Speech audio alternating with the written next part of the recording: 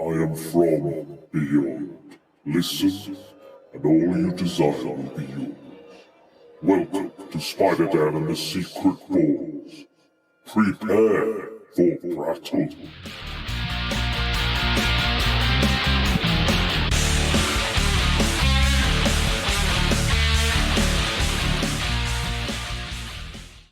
Welcome to Prattle World. I am your host, the ever-amazing, ever-spectacular Spider-Dan, and in this podcast I spotlight entertainment's best-kept secrets that a mainstream audience may find boring. And welcome to our Grimfest Easter preview. So things haven't gone quite to plan as we wanted. I got locked out of my house at the weekend, and Dennis is in Wales and struggling with his internet connection. So we were going to do this together over Zoom and record it and do all the stuff, but it just didn't happen, unfortunately. The fates were against us, and that is why I'm going to do the first half an hour, and Dennis is going to take over and do the last half an hour for us. So absolutely, we're still happening. This is still going on. It's still happening. We are doing this. We are determined to get this done before the event comes out because we want you guys to see these films. We want you to be there. So Dennis is going to take over after I'm done. He's going to talk about all the short films that are available at Grimfest, and he's going to also do a competition. So stay tuned to the end to enter the competition that we have going on. But anyway, we're not here to talk about me and Dennis. You don't want to hear about that shit. You want to hear about Grimfest, who have again very, very, very kindly given us some screeners of the films that they are featuring in their Easter event online and in person at the Great Northern in Manchester. My favourite and go-to cinema, just not very far from my work at all. And yeah, it's an amazing place. That's where the last Grimfest was, where we were, and it's an amazing little cinema. It's very old school, yeah, it's modern as well. It's a fantastic little venue. I'm so glad that Grimfest have picked that out of all the other venues they could go with. One excellent little cinema to choose from. But anyway, Grimfest, not only we were there for the main event, not only were we covering Christmas, but we've also covering Easter. So horror is always very holiday themed. There's a lot of holiday horror out there, and I love it, as you know, with my Alternativity stories and the Shock Phobia Fest stuff. I love the shit out of this stuff. So this is all really, really cool. And again, big thanks to everybody involved at Grimfest, Simeon, Shay, who have again managed to put this together, get in touch with us, and basically sort this out. And we're here to do what we do best and talk about these films. But the event. Okay, so here we go. So this is the stuff you want to know about Grimfest. So the Grimfest Easter event is from Friday the 15th of April, Saturday the 16th of April, and also there is a virtual pass that is also available until the 18th of April, and the prices are all available online. You can buy all this at grimfest.com. That's Grimfest, so that's GRIMMFEST.com. If you need more information, more than I'm giving to you, I will leave links and everything in the description below. So in the podcast, you'll be able to find those links and get there as well and be able to enter the competition. So do what you do best. And do you want to know the lineups? We want to know the lineups because I'm going to talk about some of these films very, very shortly. So, let's get started. So, the lineup for Friday is 4 p.m. you have The Cellar. At 6:10 you have Cross the Line. At 8:20 you have Woodland Grey. And at 10:15 you have Post Mortem. Okay, let's look at Saturday. So Saturday at 4 p.m. you have Ego. 6 p.m. you have The Family. 10 minutes past 8 you've got A Pure Place. And then 10:05 you have Ghosts of the Ozarks. And another thing, guys, I'm going to give you the prices. So just so you know how much it will be to get there and to get tickets. But please bear in mind, due to the high prices, the energy prices going up, the high cost of living in general, Grimfest have been nice enough to actually, if you are struggling, if you really want to go to this event and you are struggling financially, Grimfest have said send them a direct email to info@grimfest.com or on their social media as well. Just get in touch with them in general, and they can see what they can do for you. Maybe you can pay it off at a later date. Maybe they can just give you a free one now, or maybe you'll work something out between the two of you. Guys, we want people to go to this event. We want people to enjoy the horror and the cult international flavour of films that is available. They've worked very hard selecting these films specifically to be entertaining and to entertain you. It is for the fans in general. This event it's big, it's bombastic, but again, also, if you are not able to leave your house, be it you've got COVID, be it that you can't leave the house, whatever reason, disability, illness, whatever, you got kids, who knows, whatever it is, you can also get the majority of the films via the online pass as well, the virtual full pass, Easter pass. So let's have a look at those prices anyway, like I was saying. So Grimfest Easter full live pass, so that is at the Great Northern, and you can experience all 8 feature films live. You get a free limited edition tote bag from Grimfest with surprise goodies. So the cost of that is £40. And just to make you aware, that's the whole event. So that's the whole enchilada, as they say, is with that ticket. So £40. You know, those tote bags are pretty good. We gave one away recently for our Christmas podcast for Grimfest that we did. Lots of great stuff in there. It's always jam-packed with horror DVDs and stickers and promotional material, posters, sometimes a t-shirt, whatever it may be. It's all good stuff, and probably it's more expensive most of the time. I think I got 3 or 4 DVDs in mine last time, which is more than the cost of 40 quid, but plus you're getting to experience these films live and in person with like-minded people, great event organisers. It's amazing. It's really, really good. Definitely check that out. If you can afford that one, go for it. You can also just get a day pass. If you can't make the whole weekend, you can do a day pass, which is £23. You can do the Friday day pass on the 15th of April, or you can do the Saturday day pass on the 16th. £23 per day. That's how much they would cost. So if you just wanted to go for the day. And then again, if you can't make the day, if you can't make the whole weekend, there is the virtual Easter pass. So again, this is online. You'll get access to all the films. So yes, allows access to all Grimfest films playing as part of the virtual online Easter event. So yes, absolutely. And that would be £37. So it is cheaper than the live event, but obviously Grimfest want bums on seats. They want the community aspect. They want people there enjoying it, breathing it in, talking to the people, experiencing it. It's a different experience. I get it. If you can't make it, that's fine. It's absolutely fine. It's great that events like this can still offer you you're still a part of the experience. It's not the same, sure, we get it, we understand, but it's still an experience to be had, and the whole family can sit round and watch it, or just yourself, whatever. And also you'll have a little bit of time. I believe you can watch them whenever you want to watch them. It's not necessarily a live streaming thing. It is just pick and choose which ones you fancy and when you fancy them, but there is a specific time limit, I believe, on those passes. So I think up until the 18th, you can still watch all of those. So you can have a proper binge. I'm a good binger. I love the good binge. I'm not one of these people that does like TV shows every week. As you know, you've listened. If you haven't, I'm not really that into the TV shows. If they're long and long running, like Game of Thrones, they're either going to turn bad, end poorly, or just quality is just going to go down. The people are going to care less and less the longer it goes. And then will you get a decent resolution? Maybe not. But it's very rare. It's very rare a show can end very well anyway, but that's how it is. Anyway, I'm going to talk about some of the films. So I've managed to watch 4 of the films in the time that I've had them. I did try to watch a couple, but the subtitles for some reason weren't working. I'm not sure. I think that might be my phone. But let's talk about the first one. So Ghosts of the Ozarks from 2021.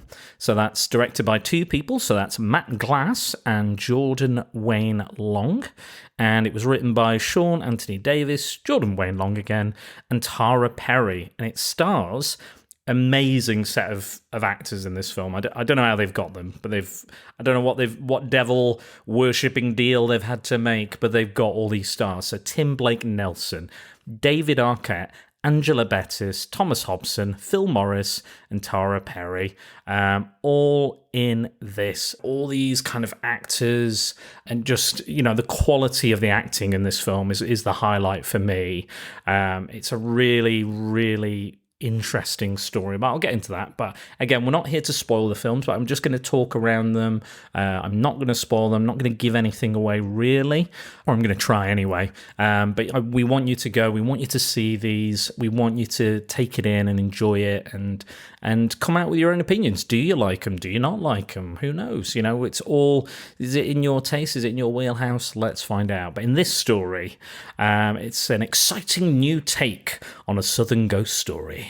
In post-Civil War Arkansas, a young doctor is mysteriously summoned to a remote town in the Ozarks, only to discover that the utopian paradise is filled with secrets, surrounded by a menacing supernatural presence.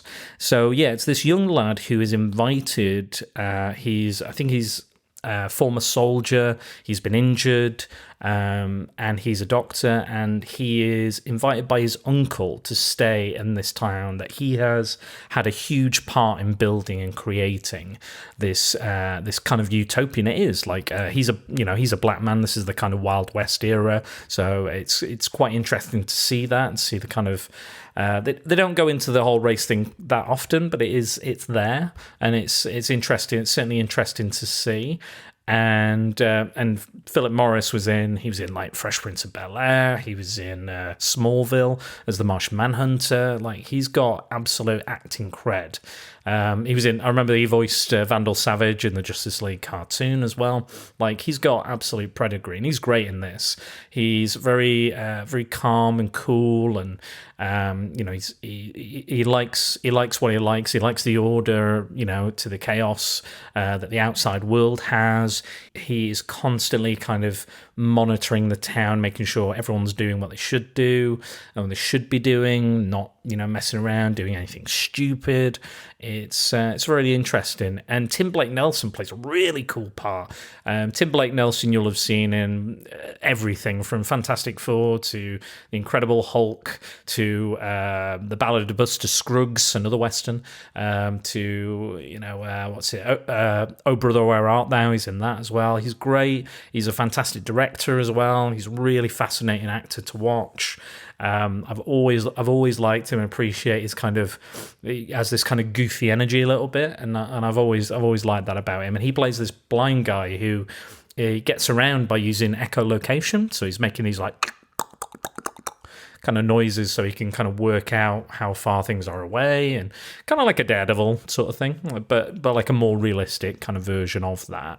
And it's definitely interesting to watch. His wife is Angela Bettis, who I think is an amazing actress as well. If you've seen May, the Halloween horror film, she's great.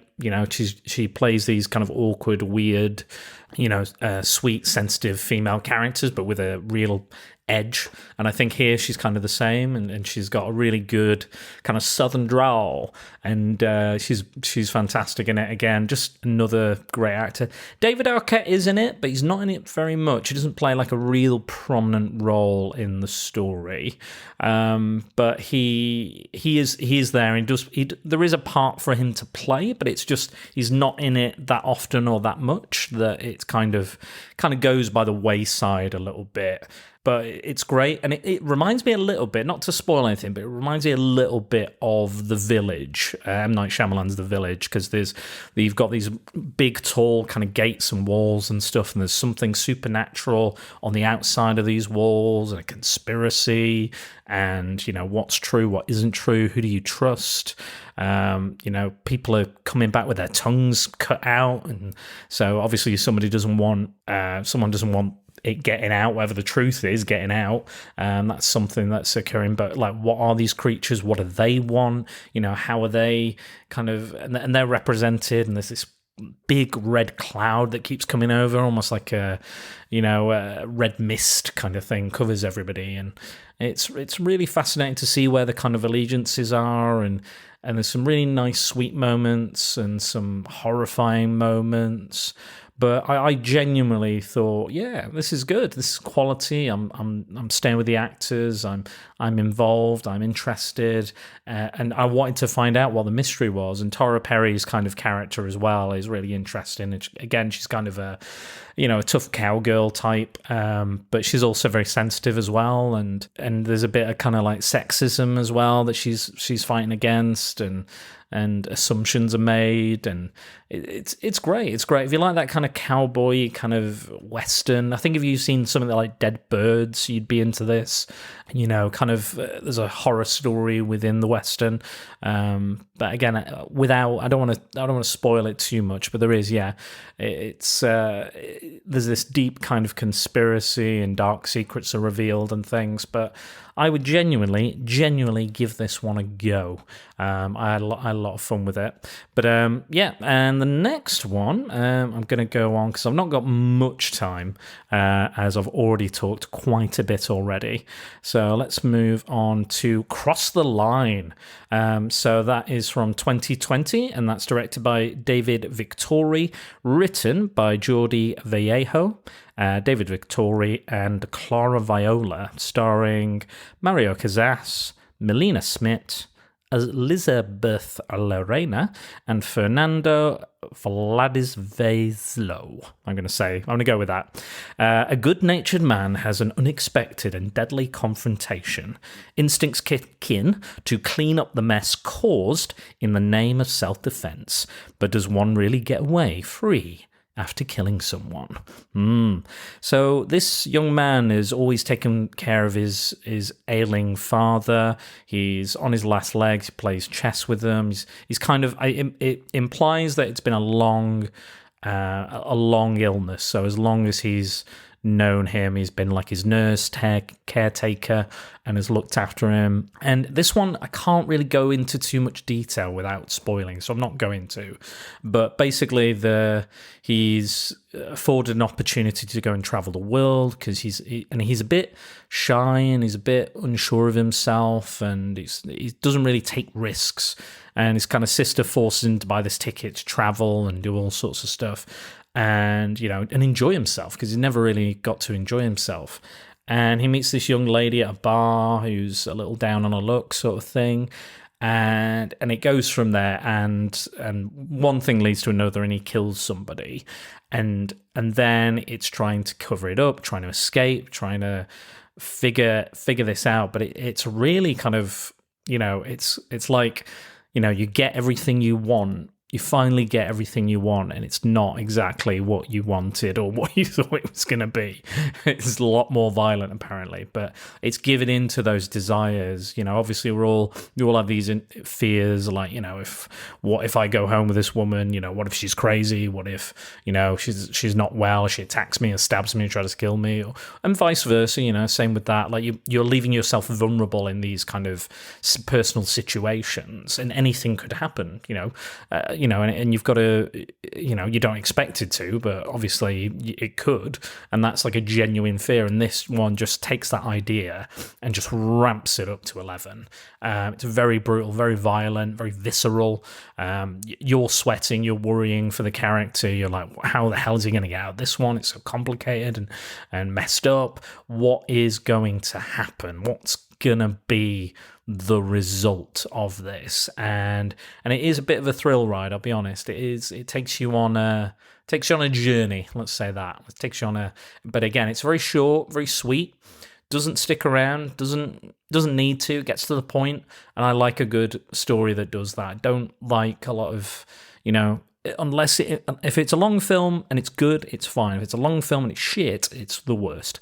So I've always preferred giving my time to shorter, maybe of less films of less quality than longer films where I'm like, oh, here we go, and I might have to do it in 2 sittings or something. Again, I like short form media, but TV shows technically are short form and long form, but whatever, who cares? It's my podcast, I'm talking about shit. But yeah, give that one a go. It's not supernatural or anything. It's very visceral and violent and very real and very modern. But yeah, there's a lot to. Well, again, if I unpack it too much, it's going to spoil it. But there's a morality to that. There's a literally getting away with a crime, but then didn't mean to, and a lot of layers. His sister's trying to help him. She's a lawyer. But yeah, definitely check that one out as well. Next up is Post-Mortem from 2020, and that's directed by Pieter Burgandy. And the writing credits go to Pirius Zanke, Gabor Hildegrandt, and again, Pieter Burgandy. And the cast is Victor Clem, Fusina Hayes, and Judith Schell. A photographer, an ex-soldier of the First World War, goes to a small village to capture images of dead family members with the live relatives, as it was frequent at the time. In a place that had many deaths because of the Spanish flu and unable to bury their dead due to the frozen land, the village is in the hands of unfriendly ghosts, and the man is going to try to help them. So yeah, this is a kind of a freaky one. This is definitely a freaky one. There's a lot of kind of like convulsing and poltergeists, and it's very much in the line of something like a Conjuring or a Sinister or an Insidious, if you like those kind of films. But the creepiest aspect is this taking the dead bodies, making them look nice, dressing them up, and then having family photos with the live family members. It's kind of weird. It's kind of fucked up, but also like, it was a way of getting over their grief at the time. It was a way of dealing with it. And again, like, we still have open caskets. It's not completely weird. Completely, grief affects people in so many different ways, and they do all sorts of things. Like, people have had miscarriages, bury their babies in, their gardens, and stuff like that. Whatever obviously gets you through, it helps you cope, then, I kind of understand it to a degree, and that's one of the things that they would do at the time. I don't think the guy doing it is he's a survivor of the First World War, and him and his friend they go around these carnivals and stuff, and they go, is a little bit odd, because he kind of follows a young girl to this town because he recognizes her or something about her, and I was like, it's a little bit creepy, a bit weird, but they've still got like a nice, it's never anything other than kind of a nice little thing, but it was just a bit odd that it was kind of the way he keeps looking at her, and she's quite adult in a way, and she, it's weird. I don't know if she says she loves him in it or not, but there's a lot of kind of really cool and again visceral kind of possession, ghost stuff, people taking over, the body's just like all of a sudden coming back to life or moving, things like that are happening, and it's very what's the word I'm trying to... There's a kind of dark, foreboding, kind of chthonic, gothic feel to it, even though it's kind of the where it is set. It's really quite an interesting visually. It's a very cold-looking film. Obviously, it's meant to be cold. The ground's frozen. They can't bury the dead. But there's some really good and interesting, composition, cinematography in there, and the way that they use the visuals are very striking, especially when it comes to the ghost element of it. And again, it's not really a spoiler, but yeah, there are ghosts and kind of possessions and a lot of stuff kind of going on and happening. But I actually quite like the settings. I quite like that. Again, it's not a thing where they have to defeat the ghosts. It's actually maybe putting them to rest and giving them relief. It's a positive thing. It's not like, a Ghostbuster where they're kind of freaky and green or something, or demons.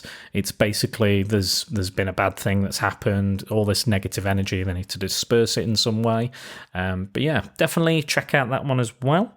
So we're running on to the next one. So this has just come out on Shudder, in fact. So this is available on Shudder as well. So that's The Cellar from 2022.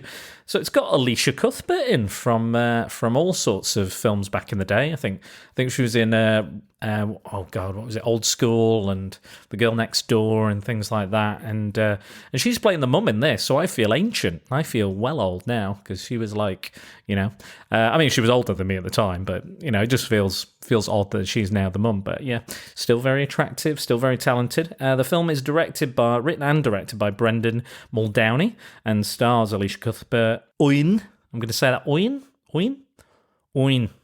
Macken, Dylan Fitzmaurice Brady, and Abby Fitz. I started this film thinking they were American, and I was like, they sound pretty Irish, but actually they are Irish. It's set in Ireland, and I'll tell you what it's about. It's right here. I've got the synopsis. Kira Wood's daughter mysteriously vanishes in the cellar of their new house. She soon discovers there is an ancient and powerful entity controlling their home that she will have to face or risk losing her family's soul forever. This one is, again, kind of a similar kind of, Insidious style. I basically picked these films at random. I did not go into them, looking for something or specific or any different. I just went, right, let's just pick one, and whichever one works, or I can, if there are subtitles, if they weren't great, but I just went, right, that'll do. And this was one of the ones where I was like, oh, what a big name, and what cool idea. It's by the numbers, which is not necessarily a bad thing. It's the daughter goes missing in the cellar, and then the investigation starts. And the mum, Alicia Cuthbert's character, is a social media kind of representative. It doesn't come into play that much, but her daughter is being bullied on social media, and she didn't realise it. She's obviously a teenager. She's got all these kind of feelings and stuff, and they're all kind of pouring out. And she is basically just in a bit of an emotional state. She's moved home. She's moved away from her friends. All this shit's going on, and then she disappears, and then the mum just won't give up, keeps looking, will always keep searching and researching, and it turns out this house is like... No, that's going to spoil it, really. No, I can't say that. Basically, there's more to the house that they bought. It got sold to them really quick, on the cheap. They got rid of it. And there's these Hebrew letters on every door. There's all sorts of stuff going on. The multi-layer, there's things about a Leviathan. There's like some satanic stuff, possibly. There's mathematical equations. There's a lot of... There's like a haunted record. It's all going on. But again, like I said, it's very by the numbers. But again, sometimes you need that. Sometimes you need a straight, simple story. Just to kind of, just for your brain, you just need just straightforward, honest storytelling. And this is it. It's definitely, if you're looking just for what you ask for is what you get. It does what it says on the tin, is what I want to say. That is this film. So The Cellar is that. And again, it's very samey, very sort of, again, it's not a negative thing, but it's I think it's quite similar to the other ones I've watched on this as well. And again, it's only purely because I picked them at random. I think if there was kind of a variety, if I knew what they were about, but I wanted to just go in blind. I didn't want to read too much about them. So, and yeah, most of them happen to have ghosts in, but again, not necessarily a bad thing. And I think the effects are good. There's some good tension building. There's some creepy voices and imagery as well. There's this one guy, she goes, because there's this mathematical equation, and he's basically I don't know, I think he was like a bricklayer, and he banged his head one day, and now he can solve mathematical equations, which is something which does happen weirdly. I think it's I think Mary Steenenberg or someone like that banged her head, and now she can compose music. She can literally see music. That actress can do that. mental. That's incredible to me. That part is the most believable thing in the movie. But it's great.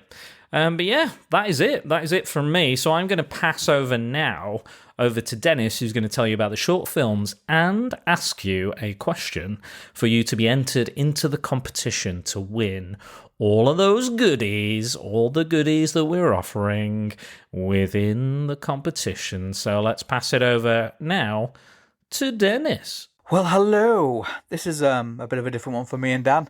We're in separate countries, and unfortunately, my Wi-Fi is rubbish. So we've not been able to do kind of like a Q&A type thing with each other about the movies that we've seen. So we're going to do it this way. I'm going to do my bit, he's going to do his bit, and then he's going to do some magic, splice them all together, and before you know it, you'll have a full podcast. So, as Dan's already mentioned, we're looking at the Easter event for Grimfest, our friends over there at with the other gremlins. Dan is looking at the full-length movies, and I've looked at the shorts, mainly because I didn't have a lot of time, and two, I don't think shorts have the amount of love that they need and deserve. Most people always go to the full-length things. So, let's start. I like shorts because, number one, they're short, and you can just watch them, on the toilet, whatever. And two, you kind of get to the punchline a lot quicker. There's not much character development, and if it's a horror movie, you kind of get to that moment very, very quickly. And most people like that. Some people watch a movie and the payoff's right at the very end and think, I've just sat through 2.5 hours of this to get to that. Well, with shorts, not so much. It lays the ground rules, it starts, it finishes. Blood, guts, screaming, lots of screaming. So I'm going to focus on 4 of the shorts that are showing virtually over the weekend, Easter weekend. The first one I'm going to look at is Red Room. I'll start again. Red Light. Oh, it's going to be one of those nights. So this is, I've wanted to see this short for a while. I think, if I'm correctly, I read somewhere that they are going to turn it into a full-length feature. Okay? It's very, very dark and red, which is a bit weird. It has definitely got vibes of kind of Hostel, Texas Chainsaw Massacre, Saw, and maybe a little hint of a creature feature in there. The caster group are cool, really, really good. One particular person's pretty cool in it. The main guy, Mr. Ted Raimi. It's funny, it's cringy, and it's just good. For me, it acts back to those. I think a lot of them are doing it at the moment, like X and a few other things, going back to the 70s and 80s of kind of like the heyday of these sort of movies. It's a bit dirty, a bit filthy. You come out wanting to have a bath afterwards because everyone there is a bit grubby. The performances are great in it. It does literally start, and then before you know it, it's happening. It's only 10 minutes long, but they pack a lot in that 10 minutes. So I would thoroughly recommend it. Thoroughly recommend watching it. If nothing else, just because it's like dirty. And there's a big thing about grindhouse movies and stuff at the moment as well. So it can't, jump on with it, and then probably watch that and then go and watch X. The next one is another fairly short one as well. Now this, I didn't know too much about it before I watched it. I know the main actress in it. She's been in like Disney shit and stuff like that. It's it's a cautionary tale of not to mess with other people's laundry. And this one, it does kind of. It's got some very, very neat little camera tricks in it and some kind of really cool effects. It's a full-on creature feature. There's not much else I can tell you about it. There's only 3 people in it, I think. 4 people, possibly. It is funny. Whether it's supposed to be or not, I found it quite amusing. I do tend to like horror that has a bit of humour. Attached to it. But yeah, don't fuck with people's laundry. I think that's the message to take from this one. And again, like Red Light, it starts almost immediately, and you're straight on there. I'd like to see a feature length of this because I think it would be cool. I like monsters. I don't like doing me washing at all. Not a big fan of washing. But yeah, it's again, I think it's like 10 minutes, maybe 11 minutes long. You could basically pay for it on the virtual thing, go and have a poop, and by the time you finish your poop, you've watched it. And it is well worth it again. So far, Red Light and Don't Touch. This one, for me, didn't feel like a short. It's called Becky. And it's kind of like a revenge stroke school bully type thing with a bit of a twist. Now, it doesn't feel at all like a short. I think it's 14, 15 minutes long.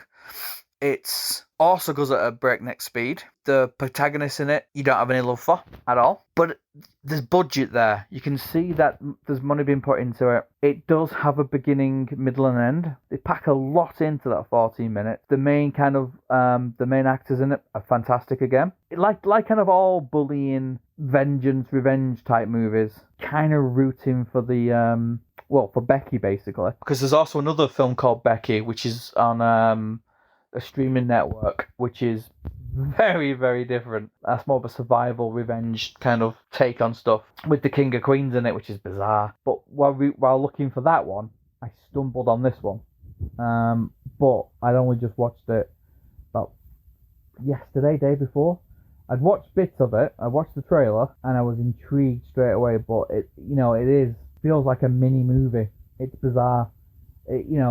So much packed in such a little tiny 14 minutes, and the performances are great in it as well. So well worth a look. And my final pick is a little bit different. It's called She and the Darkness.